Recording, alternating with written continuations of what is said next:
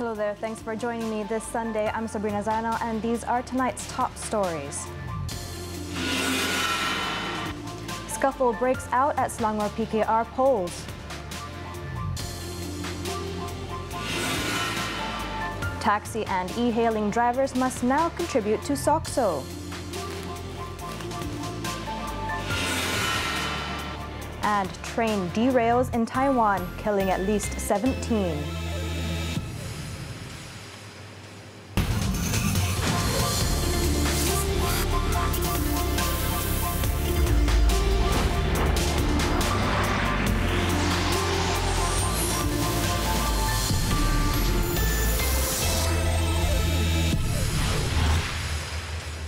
We begin tonight's bulletin with an update on the Bukit Kukus landslide tragedy. The death toll has now risen to 7 after 3 more bodies were recovered at the scene today. One of the victims was not in the list of people believed to be missing and was only identified after his remains were discovered by rescuers. The search now continues for at least 3 more victims still missing. Approximately 100 rescue personnel and officers from various agencies, including the Fire and Rescue Department, the SMART team, police, and civil defense, have been deployed for recovery mission now in its 3rd day. Police said K9 sniffer dogs have identified several leads that point to several locations in Sector 1 and 2, and SAR operations have begun there. Buried containers in the 3rd sector would also be moved today in search for the missing victims. Pulau Pinang Fire and Rescue Department Director Sa'adon Mokhtar said that 4 excavators and 3 cranes would be used to clear the area before the K9 unit is redeployed on ground. The 1:55 p.m. landslide on Friday occurred following downpours in the state since Thursday evening, causing a major landslide and burying containers used to house workers at a construction site at Jalan Bukit Kukus. Only 3 people were rescued in the incident. Now, the 3 victims found today have been identified by authorities. 2 of the bodies were found on top of each other just minutes apart under a pile of earth in the landslide. The bodies of the 2 foreign workers from the same village in Bangladesh were confirmed as Mitu Hossain, aged 30, who was first discovered at 12:13 p.m., and Mustaq Hossain, 25, found 5 minutes later. Initially, Mustaq was not in the SAR list of missing individuals. The 3rd body, who was found crushed in the landslide, was identified as Muhammad Abdul Jalil, aged 34, also from Bangladesh. Those believed to be still missing is Subairi from Indonesia, as well as Ujal and Muhammad Rajan or Rahat, both from Bangladesh. Authorities also did not rule out the possibility of finding more bodies buried under the earth compared to the actual number recorded based on today's discovery. Meanwhile, water flow from a stream on the hilly area at Jalan Bukit Kukus, Paya Terubong, was identified as among the cause of the landslide last Friday. The Mineral and Geoscience Department, JMG, said the finding was made based on its inspection and monitoring since yesterday. The earth movement was detected with a device by the Special Malaysia Disaster Assistance and Rescue Team. The department explained that as water collects, the soil becomes saturated and can weaken the area. Jadi terutamanya aliran air di atas, bahagian atas pada cerun di satu sungai, dan air inilah yang telah masuk ke bahagian cerun yang mungkin membahayakan lagi operasi SAR ni. Jadi semalam tindakan dah diambil, kita dah alih aliran air selepas hujan semalam, dan sebelah petang tu kita tengok muka cerun dah kering. Dan pagi ni pukul 7.30 tadi kita dah masuk, kita dah buat pemantauan, aliran air makin kurang, alhamdulillah. Jadi harap-harap kita dapat meneruskan SAR hingga akhir. The department also said it is not discounting the possibility of more landslides at the Bukit Kukus hill site, adding that mitigation steps must be taken to avoid the disaster from recurring. The heavy downpour last night could cause the saturated and heavy soil to flow downwards into the search location. However, upon further inspection and after mitigation steps were taken, the JMG has given the green light for the SAR operations to continue. Now, in other news, somewhat upset by the action of several taxi drivers who took to leaving a dialogue midway, Prime Minister Tun Dr. Mahathir Mohamad said he was prepared to resign as Prime Minister. Stating the fact that he had retired before, the Premier, who was attending a dialogue session with taxi drivers in Langkawi today, remarked that the reason for his comeback was because many had asked for his help to fix the country.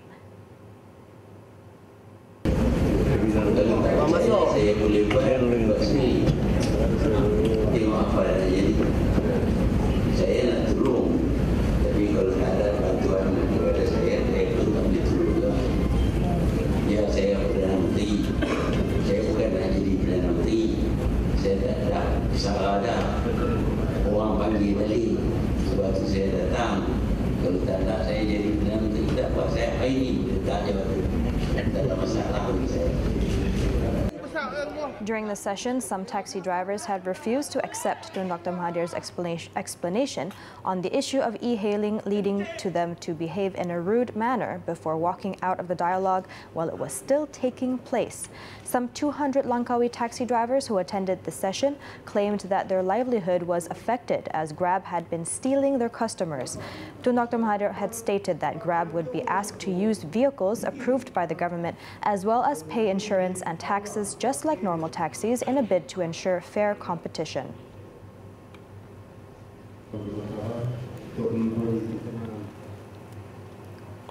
Now, the Human Resources Ministry has introduced a new ruling for taxi and e-hailing operators, which will require their drivers to contribute towards the Social Security Organization, SOCSO, beginning November 1st.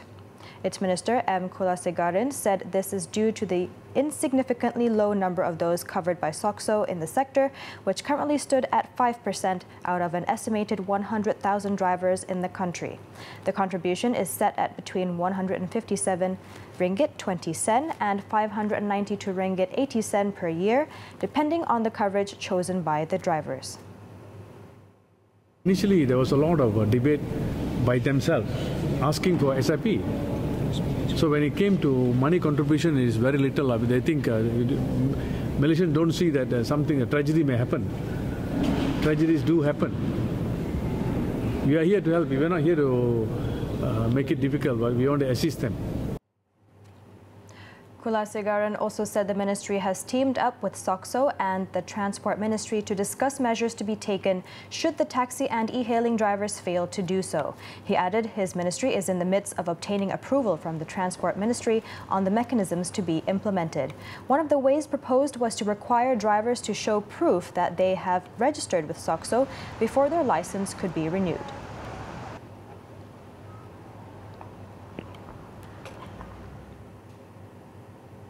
The PKR elections in the Gombak and Puchong divisions were marred by scuffles today. In Gombak, it all began when a member of the party was alleged to have brought in chai paper into the voting centre, which refers to a list of names of candidates to be voted for. It was believed clashes then ensued between the supporters of the party's incumbent Deputy President, Datuk Sri Azmin Ali, against his challenger, Rafizi Ramli.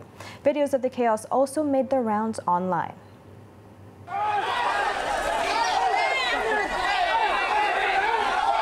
The party's Central Election Committee, JPP, was aware of the chai paper and had asked the party member to leave the hall.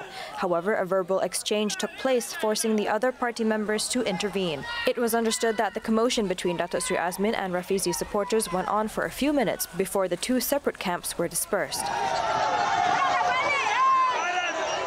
Meanwhile, another commotion took place in the Puchong division as some party members tried to force their way into the voting area. They had grown impatient after waiting for their turn for more than 2 hours. The police, however, managed to bring the situation under control.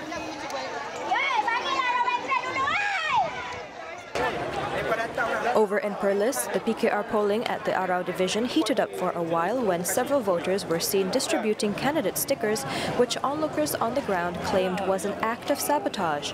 The tension lasted for several minutes, followed up with more voters reeling with dissatisfaction as they claimed that the e-voting system was complicating the polling process.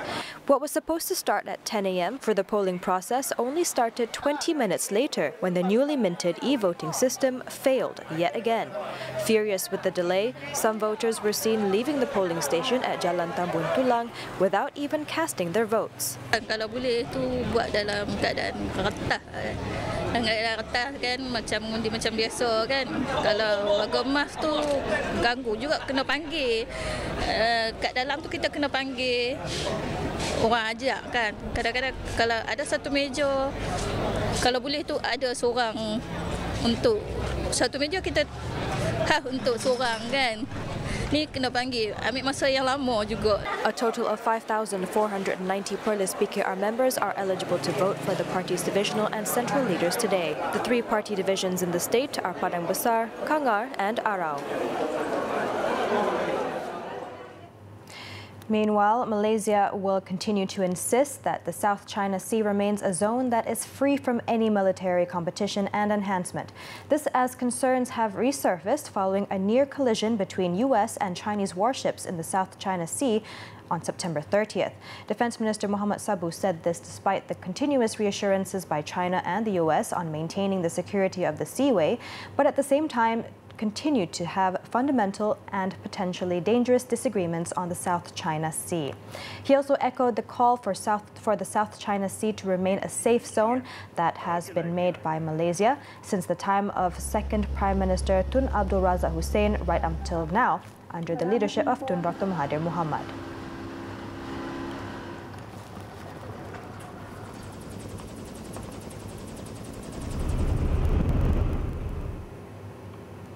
Now, the sale of land under the Kuala Lumpur City Hall, DBKL, will be carried out via open tenders in the future.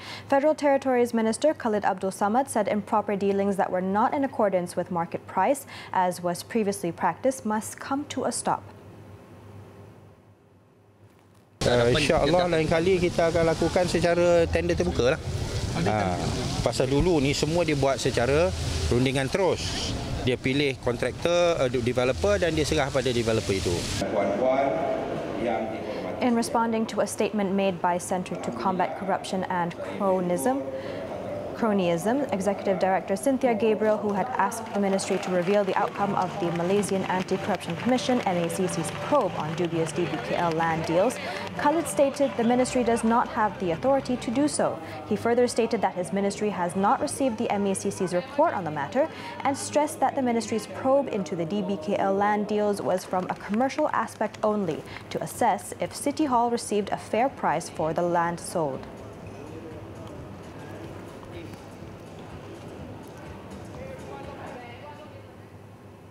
Now in Selangor, 5 teenagers who were pulling off Superman stunts on their motorbikes on the Ceras Kajang Highway were nabbed by police following an operation by the Bukit Aman Traffic Investigation and Enforcement Department early this morning. Police said the teenagers, aged between 16 and 18, were riding recklessly for half an hour, performing dangerous stunts on the highway, including wheelies and going in zigzags for about a kilometer on the expressway. Their brash antics were also witnessed by hundreds of other bikers parked alongside the highway, who then scattered away when the police arrived. All those detained were brought to the Kajang Police Headquarters to be investigated under the Road Transport Act. If convicted, they will face imprisonment and a fine of not more than 15,000 ringgit.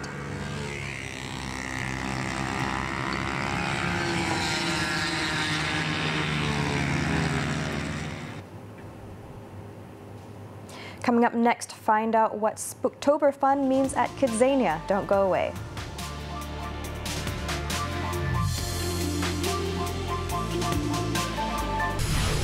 Welcome back. Now let's take a look at our daily segment, Clickbait, on what's trending and making rounds in the cyber world today. Buses and trains are unfortunately notorious spots for sexual predators, as we often hear molesters or perverts targeting women passengers on board. Recently, an anonymous lady shared details of a sexual harassment which she witnessed on the LRT in a Facebook group. The The lady said it happened in front of her, detailing the ordeal in which a man who was standing close to her suddenly moved and stood very close to another female passenger, invading her personal space. No matter how you look at it, this definitely looked like sexual harassment. However, instead of expressing disgust towards the pervert, there were several netizens who actually blamed the victim. Now, according to some psychologists, many women in such cases would avoid confrontation out of fear. So the next time you hear about sexual harassment, be open and support the victims instead of blaming them, as it might happen to your loved ones too. Now, updated as of 7 p.m., here are the top trending topics and searches on the internet today.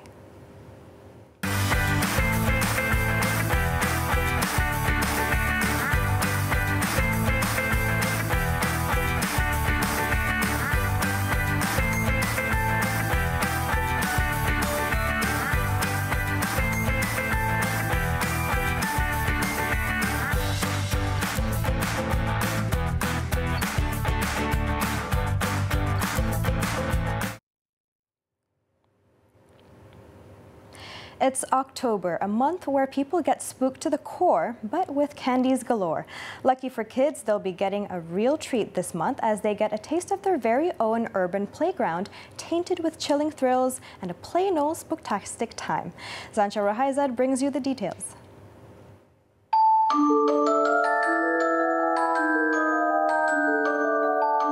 Fear of a name only increases fear of itself. And fear is what kids will be facing this Spooktober at Kidzania. It's that time of the year again when Kidzania pulls off their annual themed event on the thrilling occasion. And this year, highlighting the concept of phobia.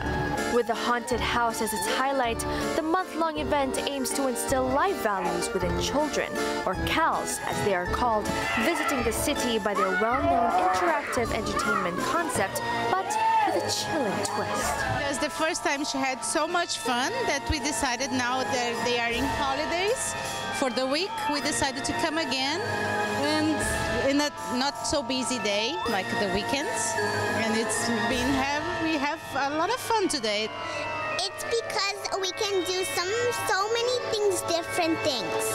I like to pretend that I'm saving people. Kidzania promotes a space where kids can explore their capabilities independently. But of course, some parents will always keep a watchful eye on their children. It's a familiar landscape here in Malaysia where us Malaysian parents, we are known as helicopter parents. We're just hovering, looking at our kids all the time, making sure that they are safe. But the advice that I can give is to basically trust your kid. Because in most cases, the kids are ready to be independent. Because your kids can basically develop into someone much greater once we have the trust, once we believe and encourage them to do something positive. Kids here have faced their fears, but what about you? Well, grown-ups, you're in luck. Because this 24th and 28th October, Kidzania will open their doors for after hours, so you could too face your own.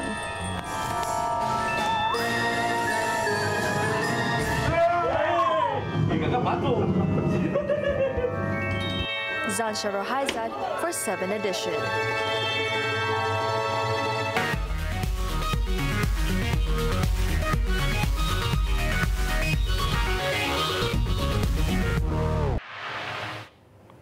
Now it's time for our My Game On segment, bringing you the latest esports news in Malaysia. The Petaling Jaya City Council, MBPJ, has become the first city council to organize a festival to help promote esports within the local scene. MBPJ also hosted a 2-day gaming tournament that attracted many talented gamers performing in the grassroots. Let's join Wan Izul Islam, who is at the PJ Esports Festival happening at the Dewan Civic Petaling Jaya. Thank you very much, Sabrina, for that introduction. Welcome to My Game On, everybody. I'm Wan Izul Islam, and this here is the PJ Esports Festival for the year 2018. Now, this is such a unique esports festival. It is a tournament that has 5 gaming titles, which include that of Dota 2, Counter-Strike Global Offensive, Mobile Legends, PlayerUnknown Battleground or PUBG Mobile, and also FIFA 19 with a huge prize pool of 50,000 ringgit. Yes, you heard that right, 50,000 ringgit. It is also a very unique event in a way that it is one of the first events that has been held by that of the City Council, MBPJ or Majlis Bandaraya Petaling Jaya. Now, to explain a little bit further about this tournament, we have the organizer who is also the managing director from Orange Esports, Mr. Frank Ng. Thank you so much, Frank, for joining me. So you are the organizer for this esports festival, the PJ Esports Festival. First, before we start, tell me why is this esports event quite unique? Sure. This is Orange Esports collaboration with MBPJ, and we have been working on this project for the last 2 years. Right? The MBPJ ICT committee want to do something special for the local residents, and they actually approached us to make it happen here.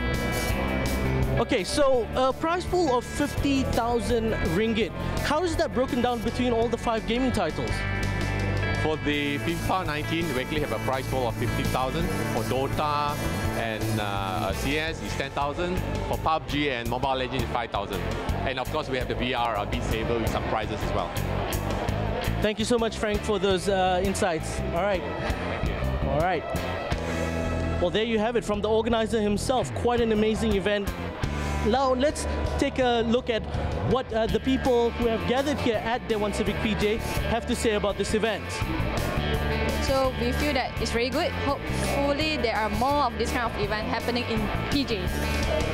I think the event's great. I think the first time ever Red Bull Coliseum actually worked together with MBPJ. It's the first venture. I know that we understand that we have Selangor Sabah teams working with the state level, but now working with the Bandara itself. So I think the event's going great. I think it's a great event. Crowd turnout has been excellent, and I think it's really, you know, it's great to see that the government's getting more involved with raising awareness for esports. All right, that's all from me, Sabrina, here at Dewan Civic Petaling Jaya in, of course, Petaling Jaya, Selangor. We head over back to you in studio for more news. Thank you very much.